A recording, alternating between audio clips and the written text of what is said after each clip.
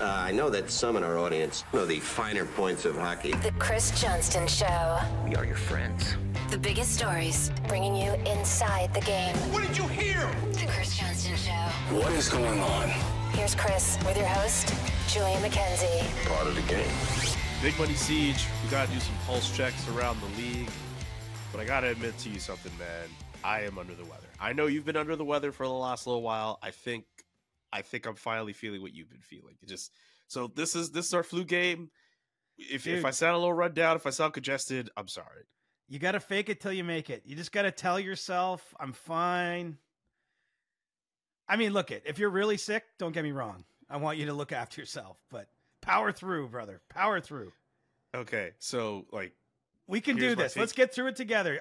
You, me, producer Nick, and the 100%ers, we're going to get through this together. CJ, I need you to stick your pinky out, okay? Stick your pinky out at me, okay? All right. We're not in the same room, but we're going to pinky swear that we're going to get through this, okay?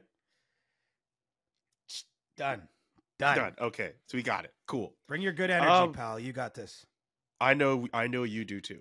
I want to start with the Calgary Flames, not just because I cover them, but something interesting happened at practice on Friday. They practiced at the Islanders practice facility. They had a random e-bug on the ice. Jacob Markstrom, Dan Vladar not there. Jacob Markstrom just needs some time for himself. Dan Vladar is on injured reserve. But all of a sudden, people just started freaking out. Like, what's going to happen? Is there going to be a trade? Oh my God. They already had Elias Lindholm move a few days ago. What else is going to happen? What about Jacob Markstrom? He may or may not be open to moving his NMC. Noah Hanifin meeting with his family in Boston, trying to figure out what the hell to do. There's a lot going on with this team. And they found a way to beat Boston earlier this week and New Jersey. There's a lot of noise around this Calgary Flames team. When does it end for these guys? The off season? I mean, I guess March 9th is probably the better answer because obviously once you get to the happy side of the trade deadline, it's going to be clear what the team is and where they're left at. But, this is what it looks like when your team is going through what the Flames are. And we've had this pegged since, I think, the beginning of the season when they entered the year with all those UFAs. It was pretty evident they weren't going to probably extend 7 guys in season. So it was always setting up as though, not necessarily that they were all going to be traded, but that there was going to be multiple players of significance on this roster moved. And now you're living it, right? Yeah, now you've said goodbye to Zadorov in December. You've said goodbye to Lindholm over the All-Star break. And, I suspect here with a little less than a month until the deadline, it's going to be that kind of month where you're going to be taking attendance at every practice or, watching the warm-ups extra close before a game to see if anyone's being held out of a game, because it's what makes this time of year fun. I recognize in your specific circumstances, it's probably stressful for Flames fans and, because there's a lot going on. But this is where we're literally is there anyone weird being scratched from a game? Is there a trade going down kind of scenario? Because that tends to be what happens the closer we get to the deadline. There's still a little bit of runway left, but it's getting short, my friend. And so this is what you're dealing with. And I saw I love that Calgary, in calling up Dustin Wolf, put in the X announcement. Ow!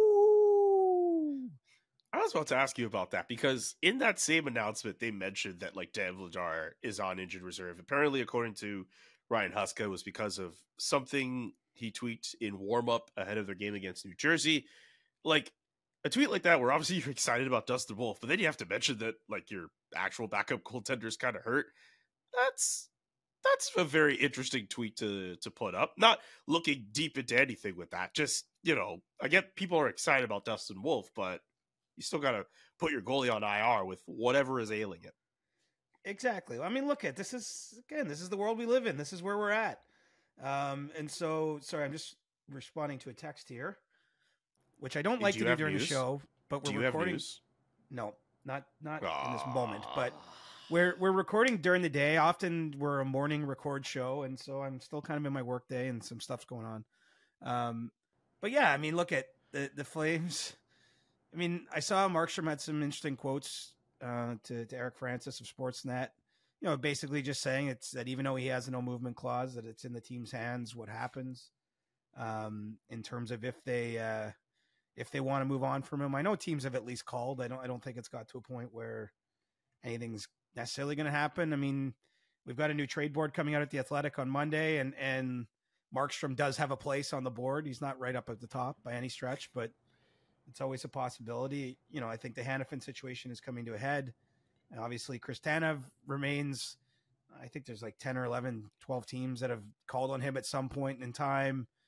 You know, we talked a few weeks ago, but some of them are the non-obvious teams like Ottawa, for example, that isn't in a playoff race, but would like the idea of trying to deal for him and extend him right away rather than let him become a free agent in the summertime. So yeah, there's a lot of balls in the air, and there really aren't, if you look at it, there's not a lot of other teams currently selling. Like, obviously there are other teams lower than the Flames in the standings, like Anaheim, Montreal, you know, San Jose, Chicago, but those teams by and large don't have, and they have some players that are going to be moved, some players that are on the trade board, but those teams don't have a lot of high quality players to move at this point in time. Whereas, you know, Calgary still has difference makers or players that I think teams view as potential difference makers on their roster that they're willing to trade. You know, another team will be interesting is Philadelphia, which have just hung around the playoff race enough to, I think, at least plant a conversation in the front office. But clearly the Flyers have been of a selling mindset throughout this year. They've listened on a lot of guys. I think they've been open to various, you know, ideas, whether it's the Nick Sealers, the Sean Walkers, the Scott Laughtons, Rasmus Ristolainen, Morgan Frost. You know, I think they've had a lot of trade conversations during the season. They're in a weird spot. They don't want to finish ninth, right? Like, I think ideally you want to make the playoffs, but you know, I think that there's naturally some concern that you don't sell off some pieces you can sell off, and then you end up missing the playoffs by a point on the last day of the season and what was truly gained. Which, just to get back to Calgary, I think the reason there's so much focus on the Flames is that they are a team that has already started selling, that has other, you know, useful players to sell. And there's not a lot of that in the league. And I think the one thing that can save this trade deadline, and I know we're less than a month out now, I'm thinking it needs saving. Like, I'm really worried about where this deadline's heading, in terms of buzz and excitement and action. One thing that could save it is a team or two that we're not necessarily expecting to sell deciding to become sellers and putting some names out there that currently aren't on the trade board. And so, you know, Calgary's carried the bulk of the load through this season, just from a rumor standpoint, from actual moves. But at some point, let's hope a few other teams join them in the sellers department, or else, you know, it'd be weird. Like, look at like the NBA trade deadlines happening right now, right? For a season that essentially runs roughly the same course. I mean, it's kind of unusual how late hockey's deadline is. I think ideally you hope that makes it so that teams at that point can make firm decisions, you know, because if the deadline passed today, just for argument's sake, like, it would be hard to, how many teams out there would be not sure which course? Like, they wouldn't know if they were buyers or sellers, right? And so I'm just hoping it's going to be a busy month, my friend.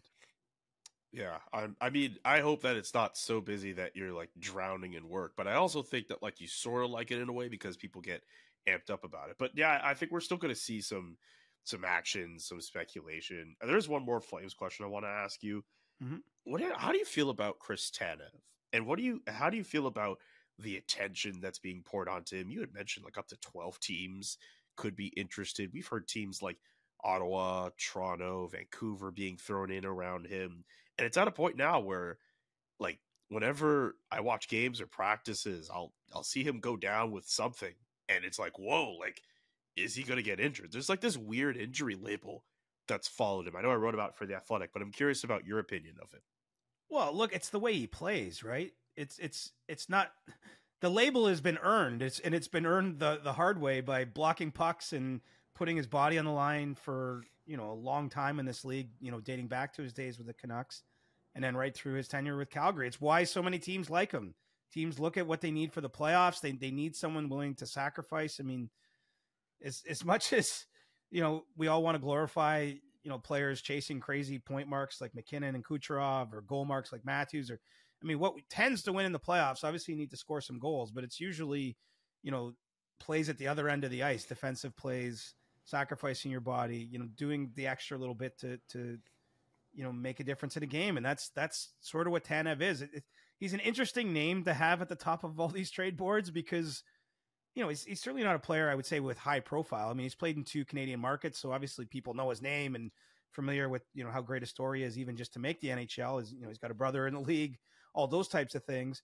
But, he's not it's not a glitzy kind of player, not a glitzy kind of name, but I think he's exactly what a lot of teams feel like they need, honestly. And so, yeah, you should be thinking that, like, if he goes down in a game, it's because he is likely to put himself in a position where he can get injured. And of course, he's been through his share of injuries in the past. So, I think he should wear that label. I mean, no one wants to be thought of as being brittle or being, that they can't stay in the lineup all the time, but he's earned that the hard way. He's earned that by being courageous and by, sort of a we before me kind of guy, putting the team's, goals and objectives ahead of maybe some of his own.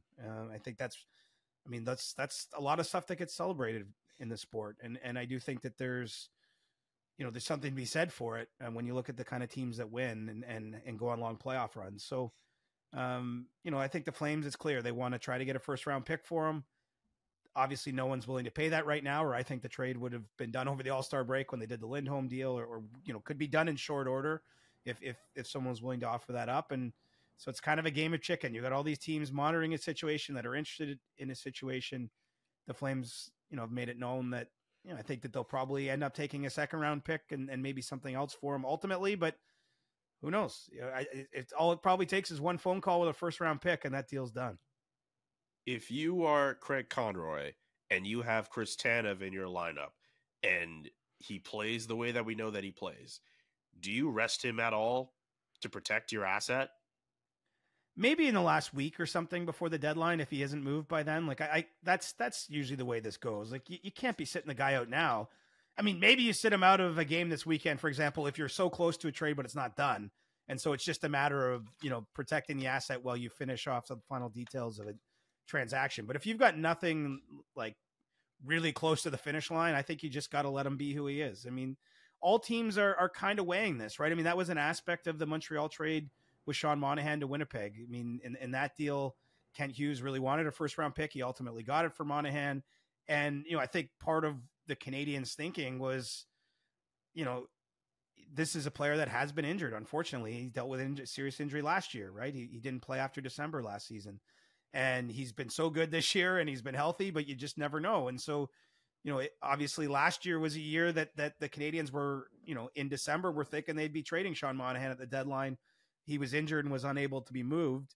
And so I do think that there's, I don't know if you call that a lesson, but it's something that's in the back of every GM's mind. Right. And I'm sure we'll get to this, but Julian Brisebois is watching his Tampa Bay Lightning play at Madison Square Garden this week. And he sees, his $8.5 million defenseman, Mikhail Sergachev, go down. Like that changes in an instant, what you might be doing at the deadline. It's the same on the buying side and the selling side of these transactions. Like that's the crazy thing. As much as we try to plan and predict where everyone's going to be on March 8th or March 7th, like these sort of things crop up. And I do think that's why, in some ways, what I like about what Craig Conroy's managed to do is he's made a couple good trades, I think, for a team in his situation, but he's got these deals done early. And so it removes the possibility of injury because, that can be devastating in a sense. If you're not, getting a first round pick or getting nothing that's a wide vacuum. Right.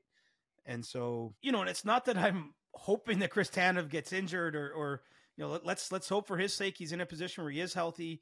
He gets a chance to join a top quality team and chase a Stanley Cup. I mean, that's ultimately what players, especially at his stage of a career, want to do. But there's risk. There's risk in every game every player plays, unfortunately. And we don't always like to think about it. Some guys, Phil Kessel plays 1,000+ games in a row without missing one. And then some players, unfortunately, a puck hits them that they don't see coming or whatever. I mean, there's a bit of a crapshoot in our sport. It's just part of what it is. Before I go to Tampa Bay, any thoughts on Noah Hanifin and his big decision? Yeah, I mean, it seems to me reading, like, it's funny. The winds have shifted on this so many times. Yeah. And so it's been a hard one to get kind of your mind around. It's not as though, at times that, right at the start of the year, it appeared he was going to sign an 8-year extension in Calgary. Then, those talks were halted when the team went through a really bad stretch. Then it got back to like where there were, having more discussions. Now, if I'm handicapping it, I think it's more than likely he's traded. And, ultimately he and his agents have to make that decision, his family, obviously, too. And, it'll give Craig Conroy here, if that's the way it goes, four plus weeks to see what he can get for him on the marketplace. And, that's really my thought. I think that they've really looked at it from both angles. I can see why the Flames love the player, but you just look at the age he's at. And if you're going through this, do you really want to make another long-term commitment to take someone into their mid-30s or even a touch beyond that? I mean, if you're Noah Hanifin, and he loves living in Calgary, this isn't a lifestyle question. It's more, do you want to sign on for a long-term with a team that maybe isn't going to be in a competitive window with a chance to win a championship in your best years? And so it just feels like their needs don't align. It's sort of how I feel about Jake Gensel in Pittsburgh, to be honest, Julian. He's obviously been such a good fit, was a big part of their most recent 2 Stanley Cups, has scored a pile of goals. He's been Sidney Crosby's line mate, but he's 30. And the Penguins, clearly, whatever window they have left is not going to be most of whatever years he would be signing a 6 or 7 or 8 year extension. So it's kind of an awkward one where, it's not a foregone, 100% conclusion that he'll be traded by the deadline, but it makes a lot of sense for a team in Pittsburgh's shoes. I think it makes a lot of sense for where Calgary's at to move Hanifin at this deadline. And so, no decision that I'm aware of has been made 100%, but that's kind of my sense of where things are headed. Yeah, I'm in the same boat with you with that. I feel as if, considering all the pressure and all the attention on this story and hearing about how he's obviously thinking about this and meeting with his family about it, I feel as if I could be wrong on this. And look, you could put freezing cold takes or whatever, but I feel like if he wanted to stay, he would have said yes. At the very least, I feel like he might still be thinking about it, or he might be saying no, but I feel like if he wanted to say yes at this point, this would be done by now. Well, there's financial benefits to stay. Remember, the Flames can sign him to an 8-year deal. And it's always possible he gets traded to a team at the deadline who gives him an 8-year deal. But more than likely, if you get, that's the other thing, which you don't think about on the the fan side of this, or even some reporters, but he's likely kind of committing to moving twice by not signing an extension with Calgary now. He's likely to get traded by the deadline, and most players that go through that end up then signing somewhere else on July 1st. Not always. Josh Manson, a recent one I can think of, was traded from Anaheim to Colorado, wins the Cup that year, signs an extension. So he didn't have to move twice. But more often than not, you're in Patrick Kane's shoes, right? Chicago, Rangers, then you're signing in Detroit afterwards. And so that's, that can be a lot at the age that Noah's at. I don't know his family situation in terms of his personal life, but the point is it's you got to weigh all that out, I think, when you're making the call that he's about to make. Greg Conroy still has a ton of decisions to think about when it comes to the Calgary Flames. Let's get to Mikhail Sergachev in Tampa. You did mention him earlier. Brutal injury for him. Had surgery on Thursday to stabilize his fibula and tibia. And that Instagram post, we'll get to Tampa and what might be next for them. But just seeing that Instagram post and seeing him be emotional, that was really tough to read, honestly. Well, yeah, it was tough to read. You're right. And he was playing his first game in 7 weeks that night. He hadn't played since December 19th. Gets 10 minutes or so of ice time into that game, 10 minutes into his return, and falls awkwardly after, taking a reverse hit from Alexis Lafreniere. And I don't know the exact timeline here, that the Lightning didn't disclose one, but clearly when he's having surgery the next day and they're immediately putting him in rehab, I think that there's a chance to save his season, maybe if they're into the playoffs or what have you. But, that's a lot to digest if you're in Sergachev's shoes, given that he's just, worked his way all the way back to playing again. I don't know if you saw his previous post before that one, Julian, but he's like, "We're back." It's like a picture of him. And naturally he's excited after a long injury layoff, as any player would be. So it's been crushing. It's just been a tough year for Sergachev, really from top to bottom. If you look at his numbers, it's not necessarily what you'd expect. Even when he was healthy, there was a time there he was taken off the top power play unit, and Victor Hedman had regained that spot. His plus minus, which I know is not always the best stat to gauge a player's season, but he's at minus 16 for 30 odd games. I think it tells the story where I just think this year has been a struggle for him. And, obviously he wants to be a number one type of guy. He's at that age. He's kind of been groomed the right way. He's got the big contract, and, he's plays the second most minutes on the Lightning in terms of a per game basis. And now he's facing an uphill climb back. And so, it's been a patch it together kind of year on the Lightning blue line. Darren Radish, who actually really opened my eyes last year covering that Lightning Leaf series, was a player, quite frankly, I didn't know a lot about. And he was playing monster minutes in that series and played very well, I thought, for Tampa. He's essentially been up on the right side there with Hedman on the top pairing when Sergachev's been out. They've rotated a whole bunch of players that you'd need a hockey DB account open to know who they are playing on their bottom pairing. And I say that with respect to them, of course, but it's been by committee. So shifting to what Tampa's going to do, it was my understanding they were already calling around on defensemen before the Sergachev injury just to gauge the market, see what upgrades might be out there for them. The real key item here will be by March 8th. I think Julian Brisebois is going to know, is there a world Sergachev's back during the regular season? Because if he's not, he's basically got $8.5 million now of LTIR space to play with when it comes to making additions. The Lightning have traded away a lot of picks in recent years. All the way back to Blake Coleman, Barclay Goodrow, Nick Paul, Brandon Hagel, last year's Tanner Jeannot.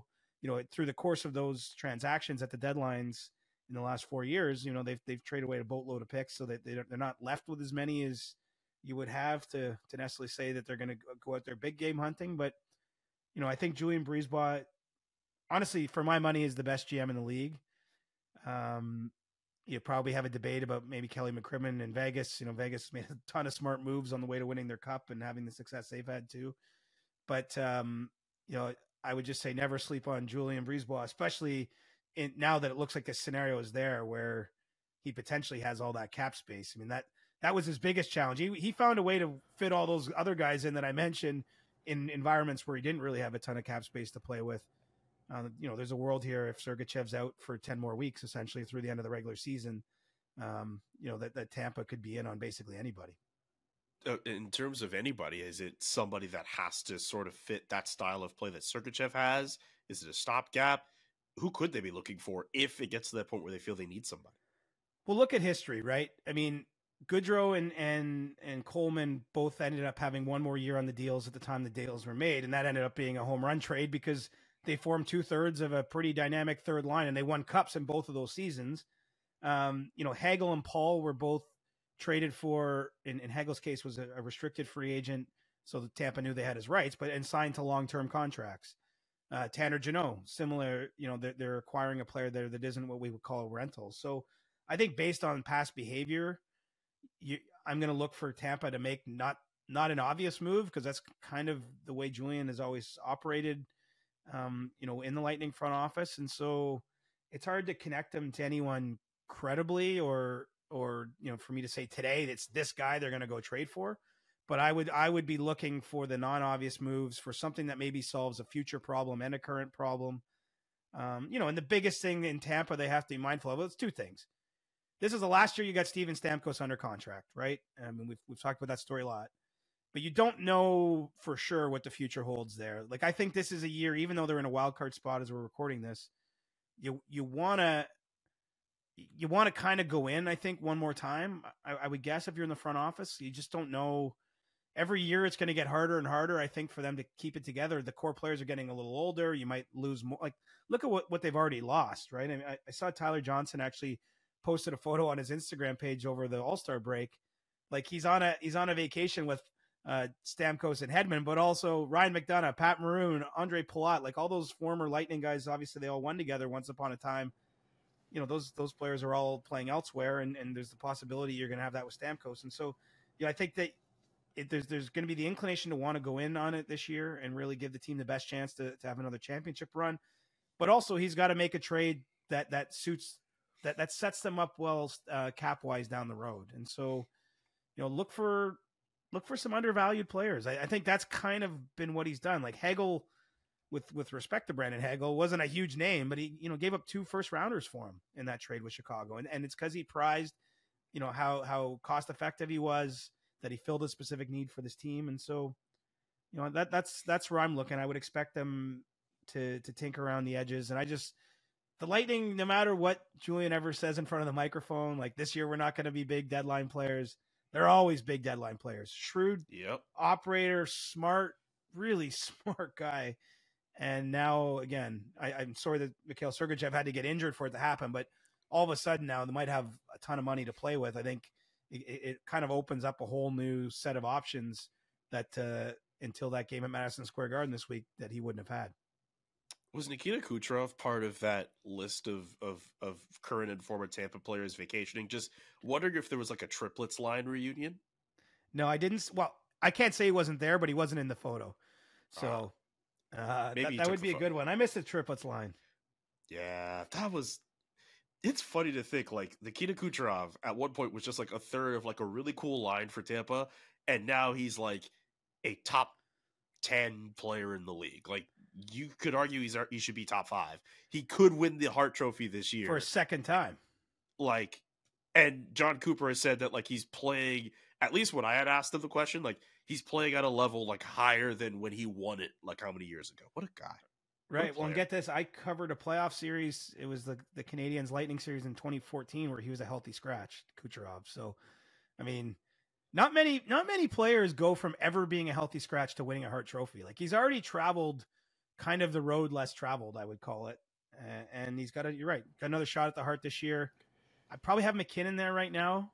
Yeah, probably. I mean, we haven't done this game, and I haven't looked at it closely. Like I'm not committing to it, but my gut right now tells me it's McKinnon's to lose at this stage of the season. Save your award ballot for when it comes time. We'll trade notes. When we're in garbage time in March, you mean? Like when we're trying to figure out I'm just kidding. That's harsh. But that's what they call in basketball, right? The non-meaningful period. You joke about that, but there's truth in every joke. Let's get to Arizona. The Coyotes. Seems like a lot of people are waiting on pins and needles for some kind of announcement when it comes to their future. The Coyotes social media account on Twitter is doing everything it can to assure fans that the future is in Arizona and that they're going to stay there, that they're going to be successful. But some are wondering if it really is going to be the end, if they're not going to be able to acquire some plots of land or a plot of land for them to stay long-term. Are they going to Utah? Can someone else buy them? Where should we start with this story with the Arizona Coyotes? Well, the situation is simple to sum up. I mean, if you're waiting for an announcement, I hope you got some patience because unless a whole bunch of people are lying to me, I have no reason to believe anything is imminent one way or another when it comes to an announcement. But there is a serious issue that is with time is taking on a little more urgency, is that they need to know what they're doing, right? And ideally from the NHL standpoint, that would mean Alex Morello or Javier Gutierrez as president is coming out and saying, we've purchased this X plot of land. We're going to build this rink. Construction starts next week. It's going to be open in 2026 or whatever, the timeline would be. If you had those kind of plans in place, I mean, everything would quiet down pretty quickly. I think, the players and everyone would just make peace with the fact they're at Mullet Arena for X number of more years, because at least there's a brighter day on the other side of it. What we have instead is that announcement is not in a place to be made. The Coyotes ownership is in a land auction right now for a piece of land in North Phoenix. Would like to get it, but they don't know if they're going to get it. And if they don't get it and they don't have other backup plans, I mean, clearly the clock is ticking there. From what I've been able to gather this week on calls and what have you, is that Utah is just still waiting back. I don't think there's anything new from their end of things. They're working with the legislature on trying to get a new arena built. That's part of a plan to pitch for the Olympics in 2034. But, in terms of them being ready, Ryan Smith has already indicated through his actions, through his announcements that Salt Lake City is welcome to have a team at any given point. I don't think the league's ready to do just about anything just yet. And so, yes, there's lots of machinations behind the scenes. I get why there's a lot of conversation and speculation, but I don't have any reason to think that there's an immediate resolution coming one way or the other. This episode of the Chris Johnston Show is brought to you by Liquid IV. Staying up late, hanging out with friends, yelling at the game on TV, you do a lot over a big weekend. So when it's time to start another big week, celebrate Hydration Monday with Liquid IV. I was in Toronto a couple of days ago for the big show that CJ and I had, and I needed to hydrate. Really, I needed to hydrate. And I'm so glad I had those Liquid IV packets with me. You get yourself one little packet, 16 ounces of water. You open up the packet, you pour it out, you stir it up, and you get some delicious flavors. I have the white peach, which is pretty good. The lemon lime is also pretty good. The green grape, I thought that wasn't going to be as good as the other two flavors. That's actually my favorite one. And I feel great when I take it. I feel hydrated. A lot of people like to take these before their daily workouts as well. So that way they can keep themselves from feeling run down. There's no artificial sweeteners. It has 3 times the electrolytes of the leading sports drink, 8 vitamins and nutrients, and non-GMO and free from gluten, dairy, and soy. It's pretty good. Weekends are for going wild, or hey, maybe you're a guy who likes to get down in the week too. That's fine. Have a game plan for your Mondays or your Tuesdays any day of the week with Liquid IV. Grab your Liquid IV hydration multiplier sugar-free in bulk nationwide at Costco, or get 20% off your first order when you go to liquidiv.com and use code Johnston at checkout. That's 20% off your first order when you shop Superior Hydration today using promo code Johnston at liquidiv.com. What about the possibility of a Phoenix Suns owner, Matashibia, buying the team? Look, I don't personally know what his intentions are here, Julian, in terms of whether he wants to buy the Coyotes or not. It would make some sense if there was a world where all that could align, because the Suns, his basketball team, from what I understand, need a new arena as well. And so why not house them in the same space like so many other NBA and NHL teams do around North America? But perhaps that's a saving grace here, a potential saving grace. It seems to me, though, Alex Morello still wants to own the Coyotes. So, the team can't just take it you can't just force a sale, or at least not without extreme circumstances being in place for that to happen. And so, I think that everyone still kind of has to play nicely together in the sandbox. Is that an appropriate term? I just mean, I think that could work. Like, I don't think that everything isn't going smoothly. That's clear.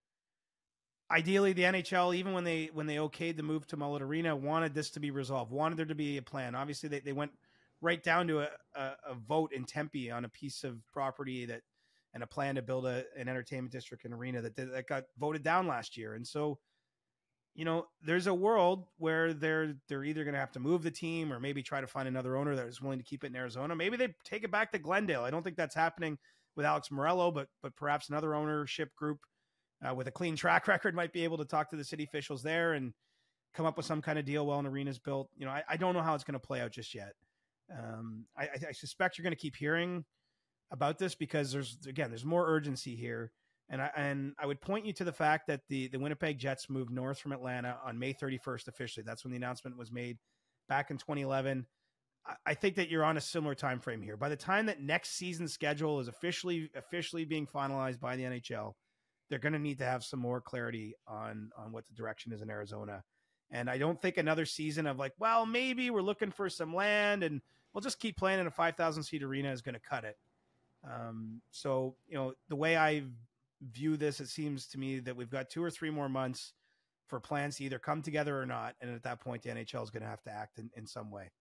What about the possibility of, I don't know, returning to Glendale? I mean, I think anything's possible. That's the best place that team could be right now.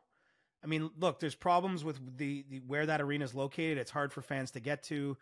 I mean, anyone who's ever been out there, traffic can be brutal in suburban Phoenix, and it's not the most convenient for where their fan base is located. But it is an NHL caliber arena, no question. There's nothing wrong with the arena itself other than where it's built. It just didn't service the team long term. But, it's 18, 19,000 capacity. It has the facilities you need from a dressing room and corporate standpoint. And so who knows? Stranger things have happened, I would say. I don't think that'll be the case. I'd be surprised if that was the case with Alex Morello, because it was the situation, the relationship was completely strained by the time the team moved to ASU, to Mullet Arena. But, maybe under new ownership, if that ever happens in the future, that's a shorter term solution while a rink gets built. They just got to build an arena in the right place and have the proper infrastructure there, Julian. And to me, they're every bit as attractive as a place to play as Tampa or Nashville, Vegas, some of these warm weather destinations that players in the NHL love to play in with great fan bases. I think that's still possible. And I got to tell you, even if they end up relocating the Coyotes, which is clearly not the NHL's preference, but if that happens, we're immediately going to be talking about Arizona being in line for an expansion team. So you think they go back? I'm telling you, if they leave, by relocation this season, say, Arizona will be at the top of the list for an expansion franchise. They're just going to need, obviously, an owner that can get an arena built. Like that's, I mean, I say that's all they're missing. I mean, some of these arenas that's a pretty big miss. $2 billion. Like it's, you know, they're usually tied to much larger real estate plays or other things that have to come together. But Arizona would be a top place in the NHL's eyes for expansion if they ever had to move the Coyotes. So that's the reason they haven't moved it, because I understand the potential power of the market. They've just never tapped into it to the degree they need to make the Coyotes successful. But Houston exists.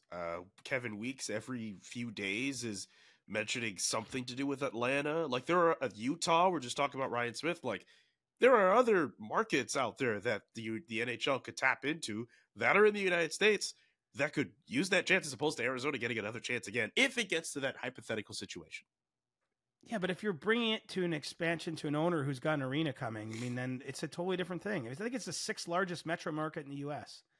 or something like that. I mean, it's a big deal. The market, for sure. It's just the market isn't the problem. It's they've never had the team in the right facility in the right place. That's been the issue more than anything, in my view, in terms of just getting a foothold there. In terms of, you know, really turning a lot. Like I know there's Coyotes fans, but like to getting the market energized around the team, it's like they've just never had any ability to kind of like climb.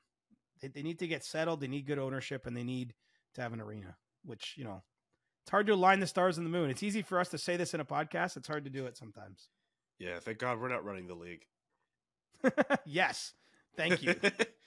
We For can sure. barely get our mics to work some days. So, I mean, jeez, we try to worry about mics, internet I wouldn't connections. want to be making $7 billion decisions, you know?